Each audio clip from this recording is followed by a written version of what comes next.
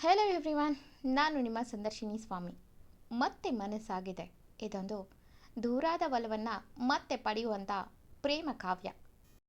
ಮಲೆನಾಡಿನ ಅಂಚಿನಲ್ಲಿದ್ದ ಆ ಸುಂದರ ಊರಿನ ಹೆಸರು ನಾಗತೀರ್ಥ.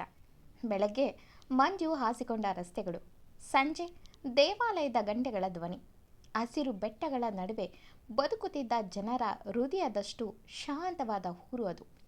ಆ ಊರಿನಲ್ಲಿ ಎಲ್ಲರಿಗೂ ಪರಿಚಿತನಾದ ಯುವಕ ಶಿವ.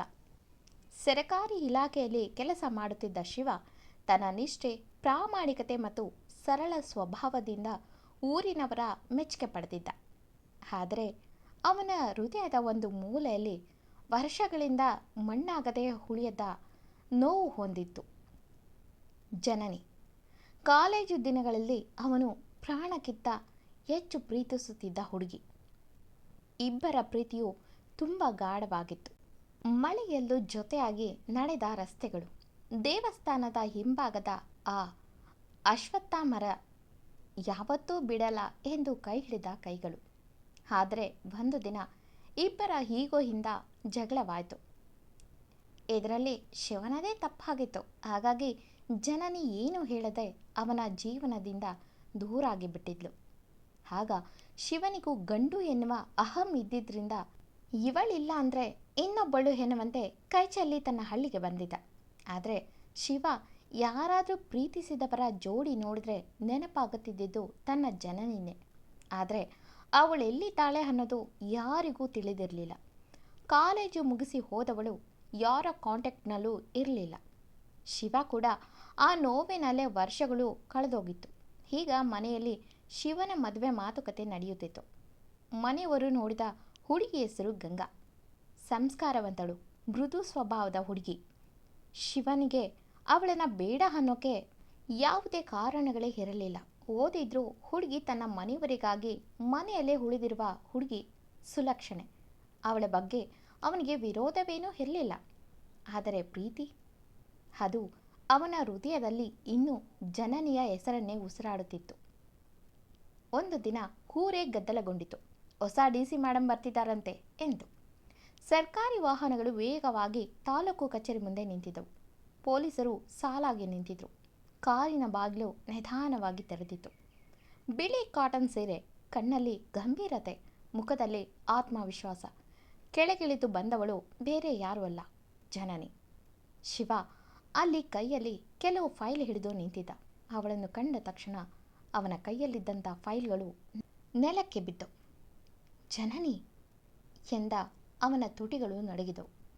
ಆದರೆ ಜನನಿ ಅವನ ಕಡೆ ಒಂದು ಕ್ಷಣ ನೋಡಿದರೂ ಅಷ್ಟೇ. ಬೇಗ ತನ್ನ ಮುಖ ತಿರುಗಿಸಿ ಯಾವ ಭಾವನೆಯೂ ಇಲ್ಲದಂತೆ ಮುಖ ಮಾಡಿ ಅಲ್ಲಿಂದ ಒಳನಡೆದಳು.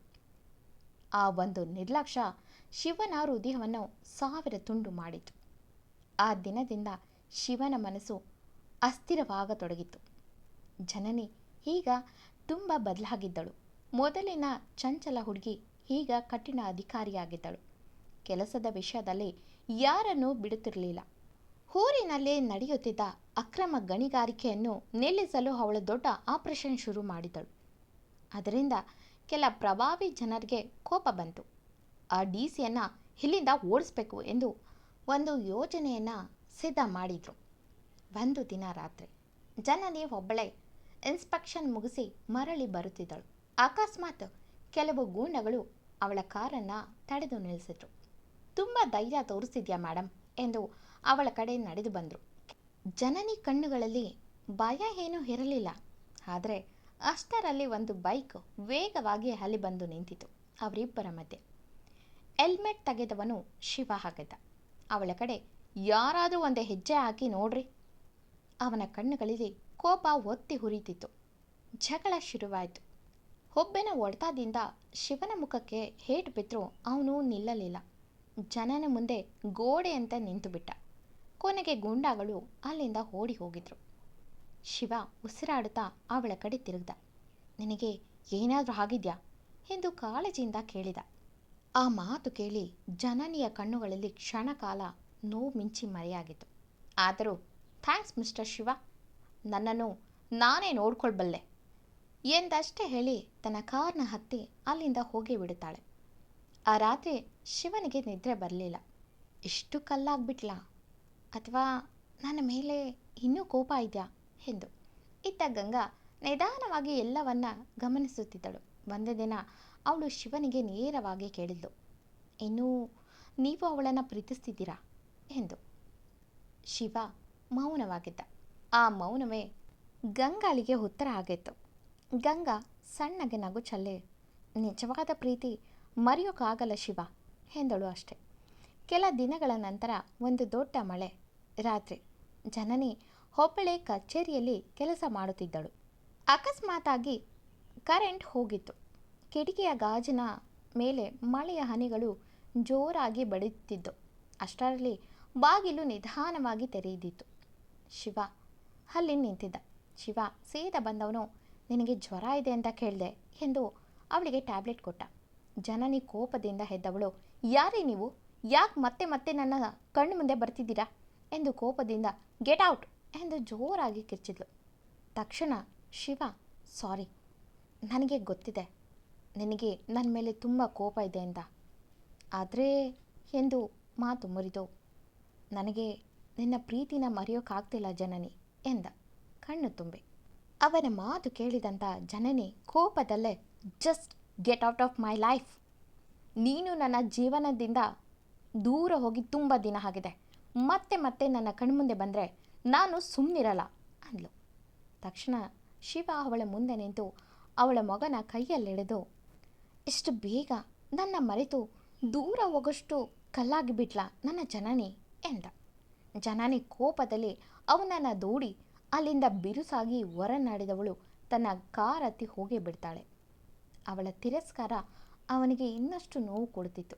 ಇತ್ತ ಗಂಗಾ ಶಿವನನ್ನು ಮದುವೆ ಆಗಲ್ಲ ಎಂದಿದ್ದಕ್ಕೆ ಕಾರಣ ಕೇಳಿದ್ರೆ, ಹುಡುಗಿ ನನಗೆ ಬೇಡ ಅವರು ಎಂದಷ್ಟೇ ಹೇಳಿ ಅಲ್ಲಿಂದ ಹೋಗ್ತಾಳೆ. ಒಂದು ರೀತಿಯಲ್ಲಿ ಶಿವನನ್ನು ಬಿಟ್ಟು ಕೊಡೋಕ್ಕೆ ಅವಳಿಗೂ ಇಷ್ಟ ಇರಲಿಲ್ಲ.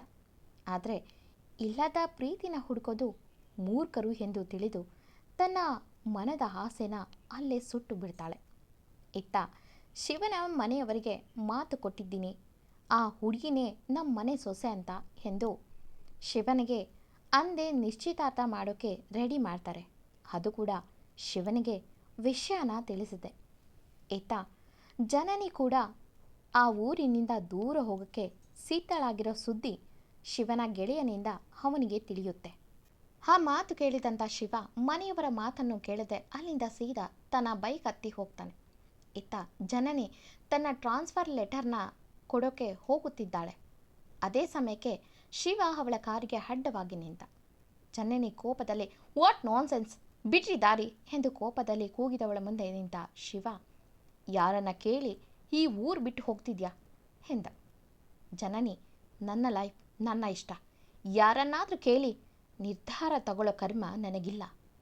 ಅಷ್ಟಕ್ಕೂ ನಾನು ನನ್ನ ಹೆತ್ತವರ ಮಾತು ಬಿಟ್ಟು ಬೇರೆಯವರ ಮಾತು ಕೇಳಲ್ಲ. Get out of my way ಎಂದು ಕಿರ್ಚಿದ್ಲು. ಶಿವ ತಕ್ಷಣ ಅವಳ ಹತ್ರ ಬಂದು ಅವಳ ಮಗನ ಬೊಗಸೆಯಲ್ಲೆಳೆದು ಅವಳ ತುಟಿಗೆ ತನ್ನ ತುಟಿ ಸೋಕಿಸಿ ದೀರ್ಘ ಮುತ್ತನ್ನು ಇಟ್ಟ. ಜನನಿ ಕೋಪದಲ್ಲಿ ಅವನನ್ನು ದೂಡಿ, ಯು ರಾಸ್ಕಲ್ ಎಂದು ಅವನ ಕೆನ್ನೆಗೆ ಹೊಡೆದ್ಲು.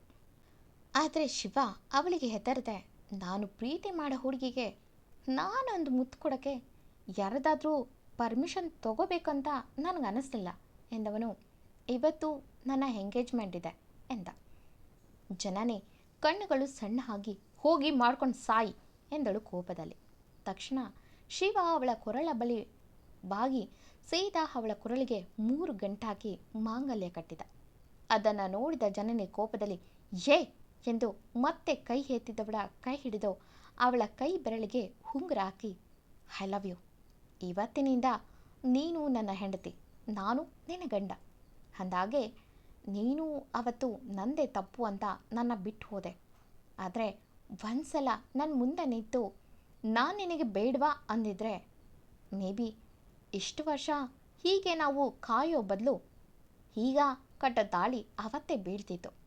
ಹಾಗೆ 2-3 ಮಕ್ಕಳುಗಳಾಗಿ ಹಾಯಾಗಿ ಜೊತೆಯಾಗಿ ಹಿತವಾಗಿ ಅಂತ ಹಾಡು ಹಾಡ್ತಿದ್ದೋ ಎಂದು ನಕ್ಕ. ಇವತ್ತು ತುಂಬ ಒಳ್ಳೆ ಮುಹೂರ್ತ ಇತ್ತು ಅಂತ ನಮ್ಮ ಮನೆಯವರು ನನಗೆ ಎಂಗೇಜ್ಮೆಂಟ್ನ ಫಿಕ್ಸ್ ಮಾಡಿದರು. ಆದರೆ ಇವತ್ತು ನನ್ನ ಮದುವೆನೇ ಆಗೋಯ್ತು ಎಂದವನು ಇನ್ನೂ ಕೋಪದಲ್ಲಿ ಕುದಿಯೋ ಹುಡುಗಿನ ನೋಡಿ, ಹೇ ಬಾರೆ ಜಾನು, ಅಲ್ಲಿ ನಿಮ್ಮ ಅತ್ತೆ ಮಾವ, ನಮ್ಮ ಅತ್ತೆ ಮಾವ ಎಲ್ಲರೂ ನಮಗಾಗಿ ಕಾಯ್ತಿದ್ದಾರೆ ಅಂದ. ಜನನಿ, ಏಯ್ ಏನು ಮಾತಾಡ್ತಿದ್ಯಾ ಅಂದ್ಲು. ಶಿವ, ಅಯ್ಯೋ ನಿಮ್ಮ ಅಪ್ಪ ಅಮ್ಮನಿಗೆ ನಮ್ಮಿಬ್ಬರ ಪ್ರೀತಿ ವಿಷಯನ ಹೇಳಿದ್ದೀನಿ. ಇನ್ನು ನಮ್ಮ ಅಪ್ಪ ಅಮ್ಮನನ್ನು ಒಪ್ಸೋ ಜವಾಬ್ದಾರಿ ನಿಂದೆ, ಬಾ ಎಂದು ತನ್ನ ಬೈಕ್ ಮೇಲೆ ಬಲವಂತವಾಗಿ ಅವಳನ್ನು ಕೂರಿಸ್ಕೊಂಡು ತನ್ನ ಮನೆಗೆ ಕಡೆ ಕರೆದುಕೊಂಡು ಹೋಗ್ತಾನೆ. ಅಲ್ಲೇ ಮನೆ ಮುಂದೆ ಈಗಾಗಲೇ ಜನನಿಯ ಅಪ್ಪ ಅಮ್ಮ ಬಂದು ನಿಂತಿದ್ರು. ಈಗ ಶಿವ ಜನನಿನ ಕೈ ಹಿಡಿದು ಬಂದಿದ್ದನ್ನು ನೋಡಿದಂಥ ಶಿವನ ತಂದೆ ಏನೋ ಇದು ಎಂದು ಕೋಪದಲ್ಲಿ ಅವನಿಗೆ ಹೊಡೆಯಲು ಕೈ ಎತ್ತಿದ್ರು. ತಕ್ಷಣ ಜನನಿಯ ಅವರ ಕೈ ಹಿಡಿದ್ಲು. ಶಿವ ಸಣ್ಣಗೆ ನಕ್ಕು, ನನಗೆ ಗೊತ್ತಿಲ್ವಾ ನನ್ನ ಹುಡುಗಿ ಮನಸ್ಸು ಎಂದುಕೊಂಡ ಮನದಲ್ಲೇ. ತಕ್ಷಣ ಜನನಿ ಶಿವನ ಅಪ್ಪನ ಮುಂದೆ ನಿಂತು, ಇದು ಪಬ್ಲಿಕ್, ನಿಮ್ಮ ಮಗನಿಗೆ ಹೊಡೆಯೋ ಅಧಿಕಾರ ನಿಮಗಿದೆ, ಆದರೆ ಬೀದಿಯಲ್ಲ ಅಂದ್ಲು. ಶಿವ ಶಾಕ್ನಲ್ಲಿ ಜನನಿ ಕಡೆ ನೋಡಿದ್ರೆ ಶಿವನ ತಂದೆ, ಶಬಾಷ್ ಕಣಮ್ಮ, ನಮ್ಮ ಜಗಳ ಬೇರೆಯವ್ರ ಮುಂದೆ ಬರೋದು ಬೇಡ ಅಂತ ಹೇಳಿದ್ಯಲ್ಲ, ಅದೇ ನನಗೆ ಬೇಕಾಗಿರೋದು ಎಂದು ನನಗೆ ತಕ್ಕನಾದ ಸೊಸೆ ಎಂದು ಮೀಸೆ ತಿರುವಿದವರು ಅಲ್ಲೇ ಇದ್ದಂಥ ಗಂಗಾ ಕಡೆ ನೋಡಿದರು. ಗಂಗಾ, ಪರವಾಗಿಲ್ಲ, ಇಬ್ಬರ ಪ್ರೀತಿ ನಿಜವಾಗಿದ್ದು ಅಂದ್ಲು. ಜನನಿ ಅಪ್ಪ ಅಮ್ಮ ಕೂಡ ಅವಳ ಬಳಿ ಬಂದು, ಜನನಿ ಮಗಳೇ, ನಾವು ಹುಡುಕಿದ್ರೂ ಇಂಥ ಹಳಿಯನನ್ನು ಹುಡ್ಕೋಕ್ಕಾಗ್ತಿರ್ಲಿಲ್ಲ ಮಗಳೇ. ಅವರು ನಮ್ಮ ಬಳಿ ಬಂದು ತನ್ನ ತಪ್ಪನ್ನೆಲ್ಲ ಹೇಳಿ ಕ್ಷಮಿಸಿ, ಬದುಕಿದ್ರೆ ನಿಮ್ಮ ಮಗಳ ಜೊತೆ ಎಲ್ಲ ಹೀಗೆ ಅವಳ ನೆನಪಲ್ಲೇ ಸಾಯ್ತೀನಿ ಅಂತ ಹೇಳಿದರು ಅಂದರು. ಎಲ್ಲ ಮರೆತು ನೀವಿಬ್ಬರೂ ಮರೆತಿರೋ ಜೀವನನ ಮತ್ತೆ ಶುರು ಮಾಡಿ, ನಿಮ್ಮಿಬ್ಬರ ಪ್ರೀತಿ ಮತ್ತೆ ಶುರುವಾಗಲಿ ಅಂತ ಹೇಳಿದ್ರು. ಶಿವ ಒಮ್ಮೆ ಜನನಿ ಕಡೆ ನೋಡ್ದ. ಜನನಿ ಶಿವನ ಕಡೆ ನೋಡಿ, ಮಾಡಿರೋ ತಪ್ಪಿಗೆ 6 ತಿಂಗಳು ನನ್ನಿಂದ ದೂರ ಇರೋ, ನಿನ್ನಲ್ಲಿ ಇರೋ ಈಗೋ ಇನ್ನೂ ಅಲ್ಪ ಸ್ವಲ್ಪ ಉಳಿದಿದ್ರೆ ಅದು ಎಲ್ಲ ಕರಗಲಿ ಎಂದವಳು ಶಿವನ ತಂದೆ ತಾಯಿ ಬಳಿ ಹೋಗಿ ಆಶೀರ್ವಾದ ತಗೊಂಡ್ಳು. ಶಿವನ ತಂದೆ ತಾಯಿ ಕೂಡ ಪ್ರೀತಿಯಿಂದ ಜನನಿನ ಮನೆ ತುಂಬಿಸ್ಕೊಂಡ್ರು. ಶಿವ ಅವಳು ಮಾತು ಕೇಳಿ ಪೆಚ್ಚು ಮೋರೆ ಹಾಕಿ, ಜನನಿ ಸಾರಿ ಎಂದು ಅವಳ ಹಿಂದೆ ಮುಂದೆ ಓಡಾಡೋದನ್ನು ನೋಡಿ ಎಲ್ಲರೂ ನಗುತ್ತಿದ್ರು. ಆದರೆ ಶಿವನಿಗೆ ಅವಳನ್ನು ಪಡೆಯೋ ಆಸೆ.